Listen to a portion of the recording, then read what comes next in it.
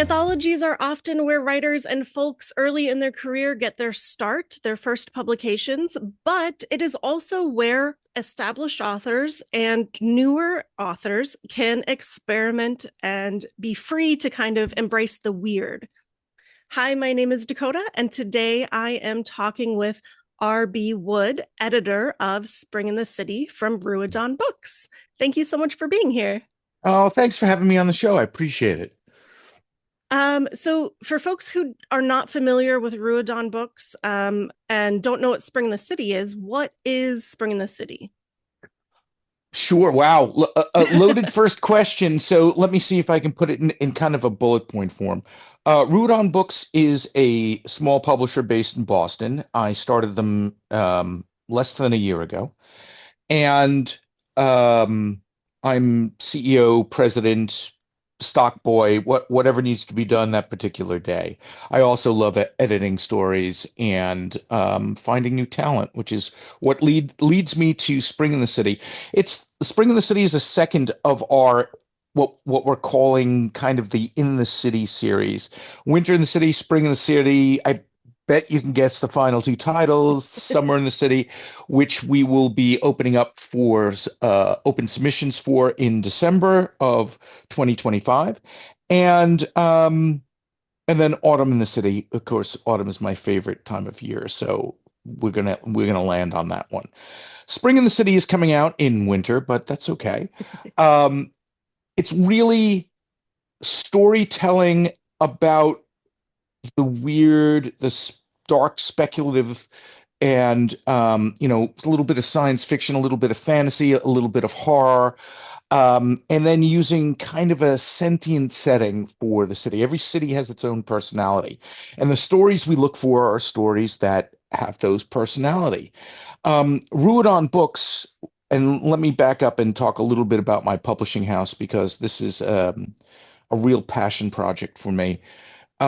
We founded Ruadán Books on a couple of principles, and one of which is a lot of underrepresented folks in the writing world haven't had a shot at getting their stories published, and we love to find those talented folks who may have been ignored by traditional publishers in the past. And I say in the past because it is getting better.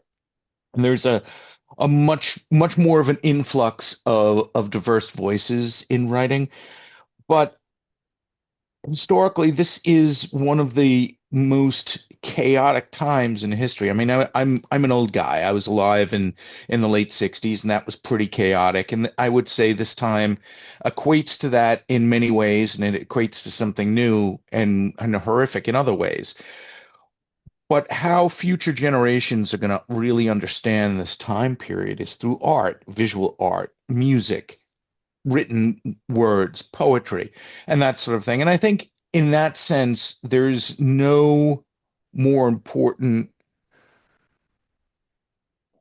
thing we can do for future generations than to kind of capture those stories and capture that art and produce it so people can see what we were all feeling and experiencing and frightened of and hope for. And that's what Ruadán really is about. We publish voices that have been published before, and we publish new voices. We love new types of stories out there. We love to entertain, but we love morality tales as well. So entertainment is what we do first, and it's the writer's job to get the message through that entertainment out to a broader audience. If you were going to write stories that have a particular point of view and you just hammer that point of view, you're going to get all the people who agree with you to read the stories, but nobody else. The whole point of this is to get everybody to read these stories and think and experience and feel. And we love it. Ruadán is an Irish word. It was actually an old Irish Celtic god of mystery and espionage, which I thought was kind of a cool name for the company. Of course, being Irish and having a falter over the second A means that there aren't too many people who could take our web domain and things along those lines. So it was easy to find that. But also, it goes to my Irish heritage. I think there's a lot of history in Ireland. I think the country itself underwent a renaissance in the late 80s and 90s, and continues today to lead the world in a lot of things. And one of them is volunteerism. Another is intellectualism. And there's just something very special about the Irish people. And I've lived there for 5, 6 years, and my children are half Irish. I'm American Irish. My first wife, who I've had my children with, is from Ireland. She still lives in the States, but we got married and married over there and lived over there and all the rest of that. And I absolutely love the culture. It's not the stereotype typical type stuff you see in the world. There's a nuance, and there's a dark comedic sense of Ireland, and there's a reverence for beauty and a reverence for art. It is one of the most liberal European states out there. I would call them capital socialists. They're all about, certainly from a business perspective, they'll make the money, but they'll take care of their people first. And there's some things we can learn from them. But such a small island of 8 million people has made such an impact in the world. And we see Ruadán Books the same way. We want to make it a big impact with the people that we work with. We're a fully collaborative shop. We have editors that work hand in hand with our authors. Our marketing people work hand in hand with our authors. We do this together, from the book designers to the back end folks to myself jumping in when necessary. And that brings us to, Winter in the City, which is our first in the city, and now Spring in the City, which is coming out in December. And, it's an exploration of cities around the world, not just US cities, but cities around the world, and learning a little bit about those cities and the people in them, and what makes them different, but more importantly, what makes them so similar to the people that we meet every single day. And I think the authors in these volumes do a great job of bringing the cities to life, scaring the bejeevers out of us when appropriate. And we've had some great folks. Gwendolyn Keist has been one of our writers and in the first tome, and we've had Bracken McLeod. We have had Sarah Reed. Mercedes Yardley does the intro for this one. So we've had some pretty well-known writers, but we've also found some diamonds in the rough, and I'm going to embarrass one of them now. There's a fabulous writer who was born in South Africa, currently lives in Finland, in Helsinki. Their name is Zaan van Rooyen. I adore them, right? I mean, I absolutely adore them. I adore their writing. They have such passion for literature and folklore and history. There's just such an amazing brain behind the pen, right? And we found them through the slush process when we did Winter in the City. One of the first stories we signed on for it was that good. No idea who this person was. Got to know them really well. They then blew us away with their first story was Helsinki in Winter in the City. Stockholm in Spring in the City is, I think, one of the best stories. And then there's some really good stories in there. Rich Larson's got a good story, and there's quite a few new writers in there too, which is very exciting for us. But Zaan was so good, and that we reached out and said, "Hey, do you have anything longer?" Not they do a lot of YA middle grade type stuff, but also adult works. And they wrote a book called Born of Malice, which is in its third iteration right now. We're going through the editing process and will come out next year. But we signed them up and gave them a contract because we've love what they write and how they write. Zahn gets it, right? Zahn has some very, very deep feelings about a lot of subjects. And that comes through in the writing, but it's subtle and it's a journey, right? And readers will just enjoy that. You've read Stockholm, right? You know what that story's like. And that's Zahn's writing, and they're absolutely brilliant, right? Found them open slush. We did the same with Spring in the City, and we'll be doing the same with Summer in the City again, opening up in about a month, December of this year through January of next for Summer in the City. But Spring in the City, we we put out the guidelines, and we're pretty strict with our guidelines, and there's a reason for that beyond just being anal retentive, which I am. Okay. But to be a professional writer means, there's a lot of things you need to do to be a professional writer. Read is one, write is the other. But also being able to work with us, follow instructions to the letter, and put those, and being able to submit stories based on the guidelines we put together and write to that. It's a business as well as an artistic expression. That's the toughest thing in the world, I think. And that's why I love this business so much, because you've got to balance those two things, right? You've got to pay an artist what an artist is worth. And I'm talking about not just editors and writers and cover artists and visual artists, but the marketing folks and the editing folks and the bad you pay them what they're worth, and you will get the quality that you need to go out to the general public and present these stories. So we had this, we use a system called Moksha to manage this for us. And we had 350 submissions, closer to 400, I think, ultimately for Spring in the City. And we narrowed it down to 16 stories. And that is tough because, there are ones that come in that just don't hit the mark for us, right? And for whatever reason. And there is a lot of opinions as well as writing,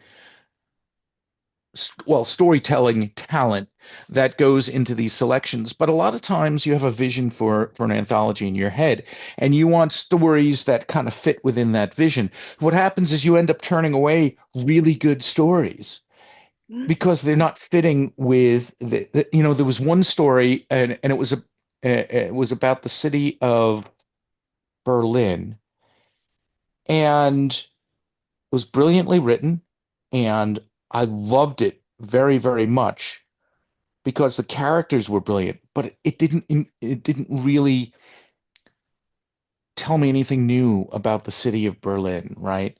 And I've been there and I worked there and I lived in Germany for 6 months. So, and I spent a lot of time in Berlin, especially in the 2000s when there were more cranes than there were buildings in the city, when they were completely restructuring the capital.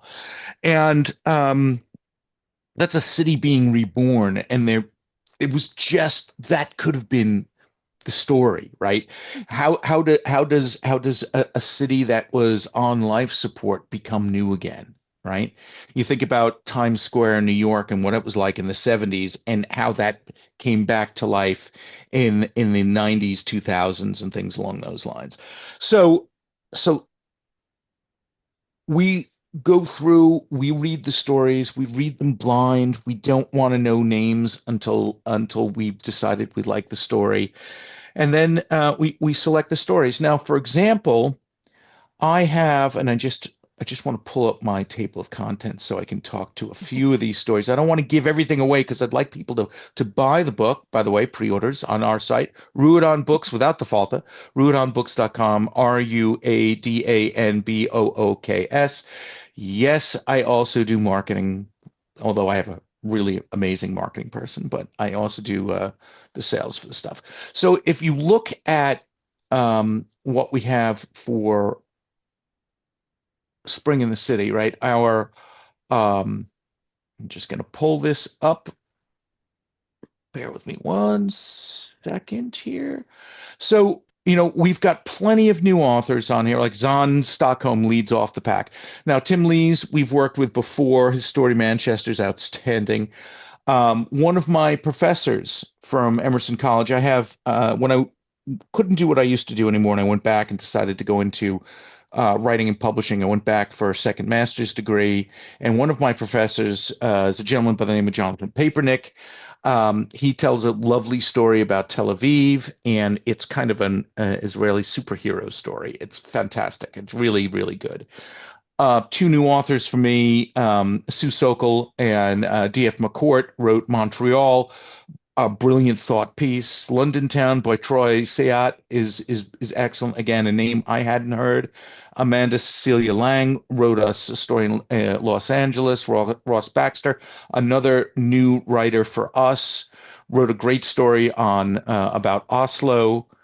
A new writer, American writer, VL, and I'm gonna butcher her name, so forgive me on that. VL Barch, Baycz. She was a delight to deal with. I loved working with her. I never saw so much excitement from an individual before in my life. And she's got a great story to tell from a very gritty Detroit. You want to talk about a city that's seen so much in the mid last century. It was, the manufacturing capital and the automotive capital of the United States. And now it's trying to reinvent itself and it's struggling and its people are struggling, and I think she captures that. And just down the list, Rich Larson, who I've known for quite some time, is a little more well known, and he's got a great story about Cape Town.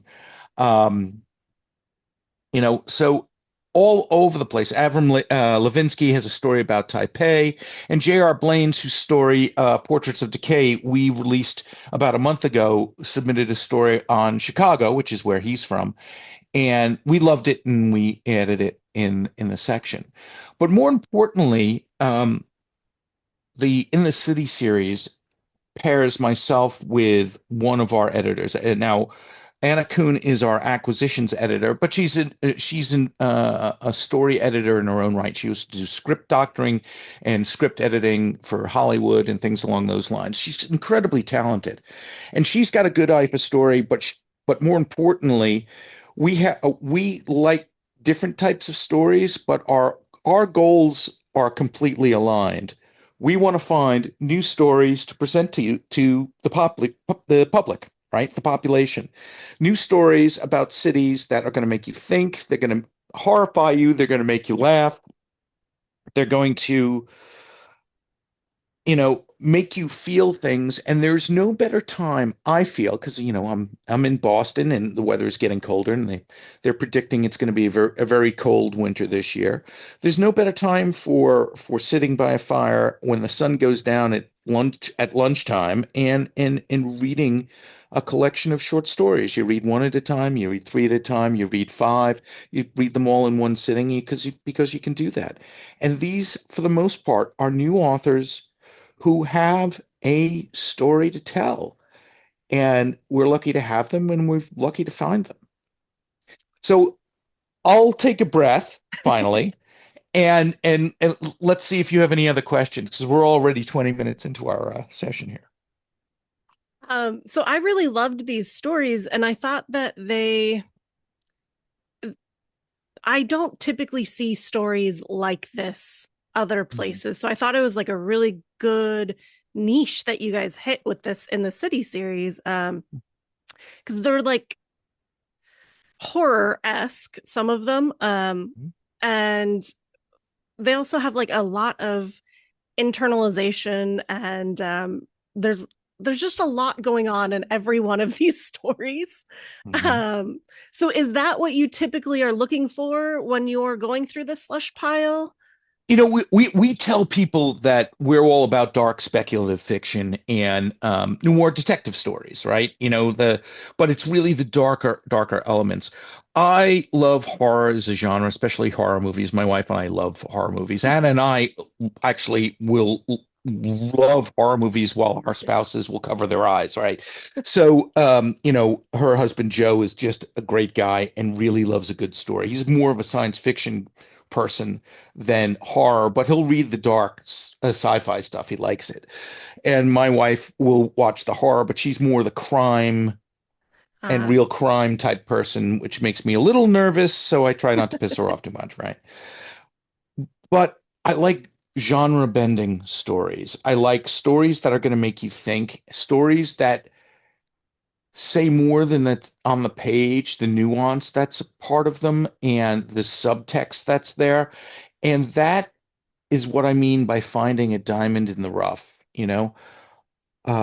There is a lot of talented people out there who need a shot and would like a shot, and we love to find as many of those people as we can to come on board with us because we just love to explore different perspectives, different points of view, different ideas because stories are how we personally discover who we are, right? As a people, and I mean people, the collective people, but also as individuals, right? You know, it's all part of the maturing process. And what's fabulous about that is the more you read stories, the more you find yourself thinking holistically about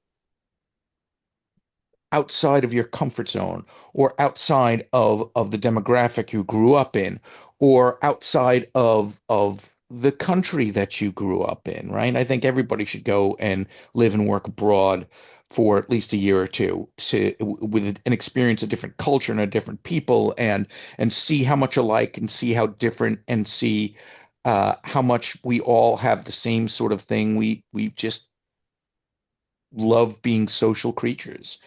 And I think that would help a lot of things out in the world. But that is what we're about. These stories, you can't fit them really into a category. I love that. yeah. Drives my marketing people crazy a little bit because I have the right marketing people who understand that while genres are a bookshelf label where you can put the stories, um, more important is the story itself, and we'll figure out the genre later, for where it sits. And that's what we asked for, and that's what we got. And the beauty of it is we got higher quality stories with spring in the city than we did in winter in the city. So we're really looking forward after coming off a phenomenal novel and novella open call, where again we had quite a few hundred stories come in, and we've selected about eight of them that we're in process of negotiating contracts for. But we're expecting even a better turnout for Summer in the City. And as long as it keeps going, I got to come up now. Now that we've done the seasons, I have to come up with something else for the In the City series to keep it going. So we'll talk about that. Maybe your listeners can make some suggestions. Somebody mentioned the elements, right? A fire in the city and water in the city and things along those lines. I thought that was an interesting idea, but there's a lot we can do there, and I like the exploration of cities because they are so different. If somebody told me I'd be living in the most European-like city in the United States at some point, that's Boston, and I feel that that's the case, I would have told them they were out of their mind because New York is the melting pot, and that's where I grew up. I grew up 30 miles east of New York City on Long Island. Not Long Island, Long Island. I'm just saying I know how to pronounce it properly, folks. Although I still say coffee, so whatever. But each city is so different and they're always evolving. So are people. And people are really the cogs that make that city turn. So if you've got good characters to explore the city's going to tell you its own story. It's kind of frightening the way it works. I had in Winter in the City, um, what is his name? Before I go into it, Sandman Slim. Richard just put together a story about Brooklyn that was terrifying, terrifying, but so good. A writer who couldn't write on paper and was etching on bone and was killing people to write the story. Fantastic. Just where the hell did Richard Kadrey come up with that stuff, right? But if you read the Sandman Slim series, you know exactly where he came up with it. It was a brilliant story. It was lovely working with him too. He's a good guy, and most of the writers we work with are good people. Um,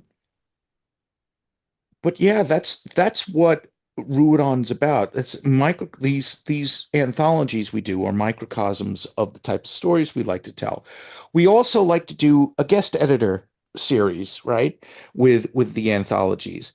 So we like to bring out about two anthologies a year, one internal that we do and one external that we bring in a guest editor for. So the first one was Nick Mamatas, who did actually our best-selling title, which was 120 Murders, and it was really stories about because 120 Minutes was an old radio show about alternative rock from the 90s.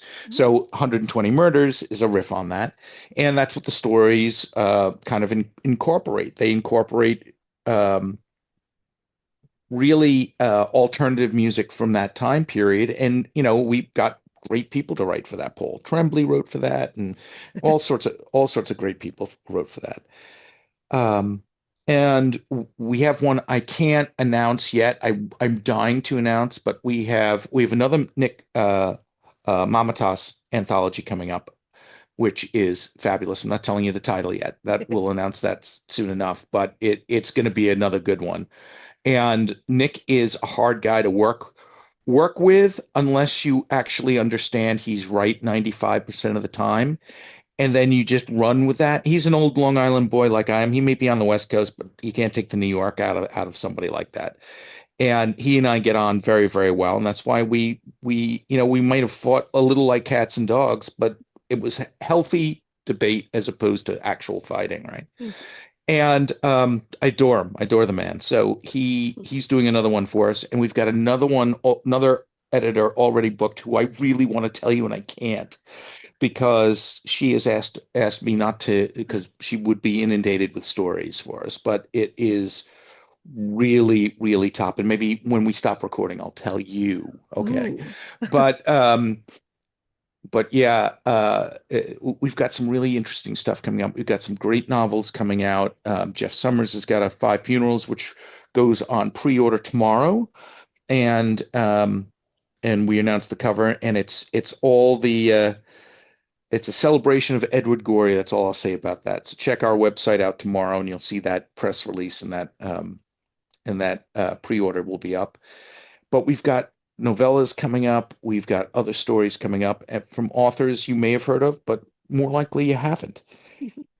It's because they've got a story to tell, and we want to publish that story. And we do our best to pay not only industry rates but pay in advance, and that's kind of old school of thumb. But I still I remember the first time I got an advance and that feeling, and that feeling, the only time that feeling's been replicated when my children were born, right?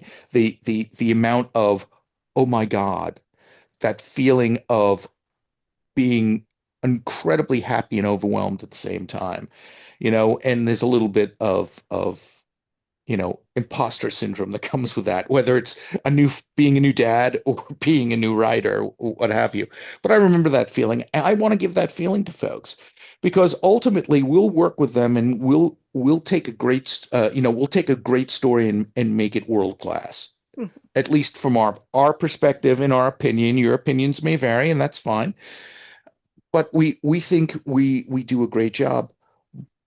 But we know unless we get much larger and can afford these authors as they go through the system and become better and better and get better and better deals, that they will eventually leave us. And that will be both a sad and happy day for us because they've gone to a level beyond where we could take care of them. And that's okay because we're mentoring people. And you reach a certain age, and I'm at that age now, I guess. I'm 60, I'll be 61 next month, that it's time to give back a little bit. And this is how I want to do it because I want to find artists whose work needs to be out there, who haven't found that spot yet, but the raw talent is there. And when you find that raw talent and you realize that you can mold it and they're going to be better than you ever possibly could imagine, that's a phenomenal feeling. It really is. And that's why we love what we do.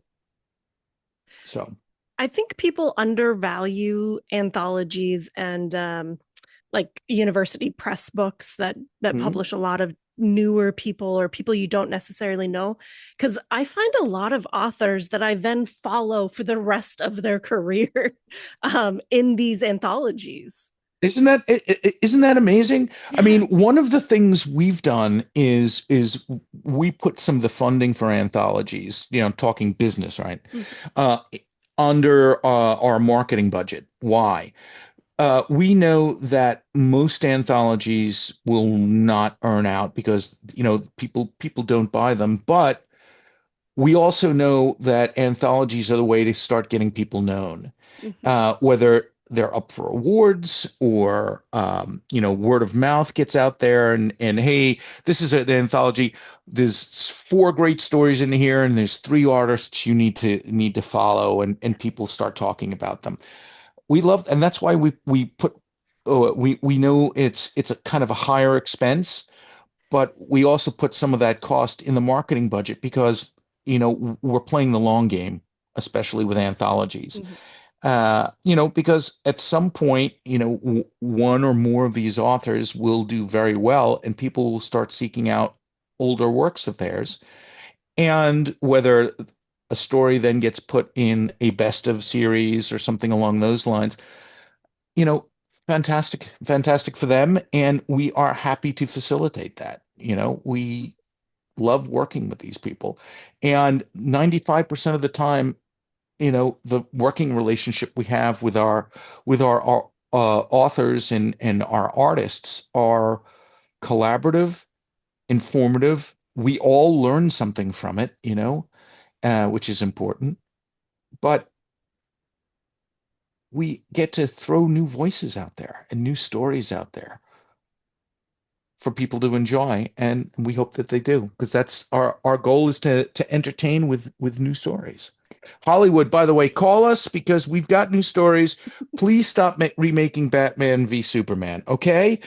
We love the actors who did it. Thank you very much. It's been done. Come get new stories because they're out there. So, I love to hear that you guys are also doing novellas, because novellas mhm. are an easy way for readers who might not want to invest an entire novel, like a Right. very large book, into finding out if they like this author. Um, and I'm thinking like Peter Jelly Clark, he wrote these wonderful like Egyptian jinn stories, and Yeah, I yeah. fell in love with him so much. And now I buy everything he writes. Well, I mean, let's talk about Nnedi Okorafor, who Yes, again, somebody else I love, right? Right. Her Binti series and their novellas, fabulous, so right? wonderful. It's she would argue about it being called Afrofuturism, but I think it's Afrocentric science fiction, and it's not necessarily futurism. And phenomenal stories, phenomenal thought pieces, and they're quick reads, they're short Yeah, reads, and and the beauty of being a smaller publisher is we can take a new business stance fairly rapidly. And, we looked at the marketplace and the amount of novellas coming out and things along those lines. And, you know, it's like the mass market paperback was eaten up by the ebook industry, right? yeah, The novella market is that quick read, that quick shot of adrenaline that isn't necessarily a short story, mhm, which has a beginning, middle, end, and it's done. Um, it gives you a little more room to breathe.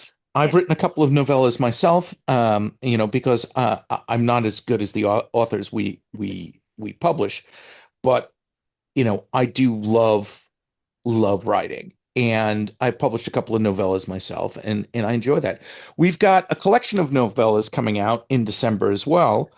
And there's six novellas. It's Sinister Societies, and they're really it's a horrific exploration of those. And we've got Eric Nunnally does a great story called The Agent Josephine Baker. It's a period piece from mid last century.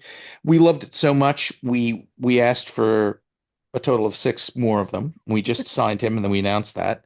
Um, Eric's a really bright guy, and he's very talented both on a design perspective as well as a writing perspective. Um, Mercedes Yardley again is in that. Sarah Reed's in that. Cindy O'Quinn is in that. Mike Burke is in that. Tom Deedy is in that. We've there's just a lot of good people in that. Now, folks will be like, "Well, Tom Deedy, I've heard of maybe because he's won a lot of awards, and he has for Haven and a few other books. Mercedes won awards. Eric should have won awards. Cindy's won awards, right? Sarah Reed's won awards. People may not know Mike Burke's name outside of the close-knit writing community, but he's going to be up and coming as well, right? So adding him to that collection was a just natural extension of Ruadán, right? You put the new writers who have the talent with the writers who have the published um, CVs but have the same talent. Mhm. And maybe Mike starts getting more and more recognition out there, and it's what we love to do. So our first year of business ends next month, right? We've only been in business for 11 months. We've got six books out. We've got 21 books and novellas and anthologies scheduled between next year, starting in February with five funerals up until till the first quarter of 2028, and we're still purchasing stuff. So we're in this for the long haul. Right now we're doing print on demand, which every new publisher and every indie writer who's self-publishing kind of does, right? Mhm. Through both KDP and Ingram Spark. We are looking and discussing with a couple of distribution people, and I don't want to go any further into that because those negotiations are going around right now. But we will have a distribution deal by January. Um, we're also going to be announcing a cooperative deal with a European, an Irish um, publisher Mhm. who publishes some of the same types of books we have, but the beauty of the cooperative that we're forming is that we work together. We maintain our own entities, but we work together. And for the physical printing copies, we don't have to, ship them from the U.S.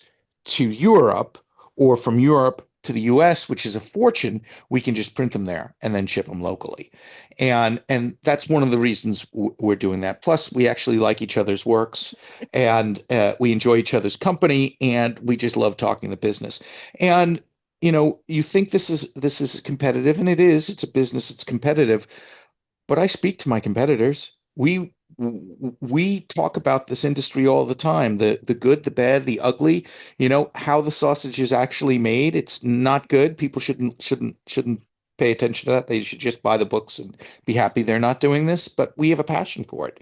So we're weirdos and we love our weirdness, and we like to spread the weirdness around as much as possible. So all right, I thought those are all the tangents for a Sunday. I'm just having my coffee, right? I know this is going to come out later, but we're recording this on a Sunday.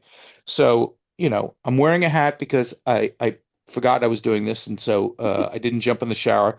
So I look like an unmade bed. So I wear the hat so I look Irish, and the unmade bed is hidden from the world at large. But what other questions, Dakota, do you have? Anything else I can answer for you? Anything else you'd like to discuss? So, the last couple of things that I want to know about, I guess, are how do folks go about submitting their work, either novels or short stories, novellas? Mhm. And then, can I buy your book from my local publisher or my local bookstore? Or do I have to go Okay, to your website? so there's two things. Let's talk about how people get to us. Now, follow us if you follow us on social media. We're on Facebook, Blue Sky, Instagram, etc. Or sign up for our newsletter, which is free. You will know when open calls happen. We like to do these things organized. Now, we do have a permanent open call right now for nonfiction stories. We publish two nonfiction articles a month on our website. Maria Haskins does the science fiction and fantasy editing as well as she does the nonfiction article. She writes one of them and she edits the others that come in via guests. And it's called Thoughts from the Writer's Desk, and it's anything to do even tangentially with writing. And I'm Captain Tangent, so I love that. Uh, so that's always open. You go to our Moksha site, and there's a link on our website. Um, but we tend to do open calls. Right now, the next open call is for short stories. It's for Summer in the City, and we'll look for those guidelines December 1st, 2025. And that will remain open until January 31st. And we have enough novels to get us through 2028 right now. So we'll probably not have another open call for novels, but we are going to do another open call for novellas. And that's going to come in the spring of next year. Um, but anybody who is agented and wants to reach out, they can just reach out directly to me, rbwood@ruadánbooks.com. Right? Everybody now has my email address. Now I'm going to get a lot of spam, but that's okay too. So that's the first piece. As far as buying books in the bookstore, you're going to have to request it right now because some bookstores locally in the region, some in Chicago where J.R. Blaine's is, and where Jeff Summers is, and hopefully in Providence where Eric Nunnally is, and that sort of stuff, will stock one or two of our books. In fact, Vortex Books in Pennsylvania, which Brian Keene runs, they're going to an all online shop soon anyway, which is a shame because it was a really good brick and mortar place. One week he brought in 120 murders, and it was the number one seller in his shop, right? So you'll probably have to ask, but they can be ordered from Ingram until we come up with a distribution deal that will start putting our books into all the bookstores. Um, Pre-orders I'd get from our website because we offer a special discount. Also, we all tend to give a special gift with the first 200, 250 orders. For example, Five Funerals will go on sale tomorrow, and it's about high school class of 1995, and 20 years later, everybody's dying mysteriously because there's a big secret. And what we put together is a small pocket-sized yearbook for the 1995 Crimson Reapers. That's their mascot, the school that they all graduated from. And the pictures that we've done were done by an amazing artist who did our cover work, and draws in a very similar sort of fashion to Edward Gore, the late Edward Gorey, and that we're giving away free with art, and we sell it for a 20% discount off cover price. So pre-orders on our website, but we are everywhere. We're on Amazon, we're on bookshop.org, we're on we're in Barnes and Noble online store. Uh, but more often than not, if you want to buy a physical copy from a brick and mortar store, you may have to go and ask them to pick up a copy and bring it in. Please do that. Please do that because we want people to know about Ruadán Books, and we want to start seeing our authors in the bookstore. It's not for me, trust me. It's for our authors, and as you get to know them, you're going to realize that we have some great people working with us. So Well, I thank think you that answered so both of your much. questions. Oh, you're Yeah. very welcome. Thank you for spending a Sunday with me. I'll go finish my coffee, and then I have 300 notes from my own editor on my own next book that I have to go through today, and that's going to be my day. So I enjoyed chatting with you. It's lovely to see your face and meet you finally, and I appreciate you having me on your show. Well, thank you so much. This has been so very informative, but also I cannot wait for the Agent Baker book now. Um, thank you. Um, Yeah, Eric does a great job with his story. Read the first one. The first one's in Sinister Societies. That's on pre-order. Pre-orders are available through our website right now, but book comes out in December, and we'll be doing some online events with all of our authors from Sinister Societies, as well as a few of the authors from Spring in the City in December and January. But um, but yeah, it's going to be a good series. So excited. Thank you again. Have a great rest of your Sunday. Yeah, thank you. And if anybody out there liked this conversation or like the idea of Spring in the City or Ruadán Books' other books, I highly suggest going to go find them. They're at ruadánbooks.com. And if you enjoyed the conversation, please like, follow, subscribe, do whatever you do. Leave a review because I want to know what you guys think. So thank you so much and have a lovely, lovely day. Bye. Bye.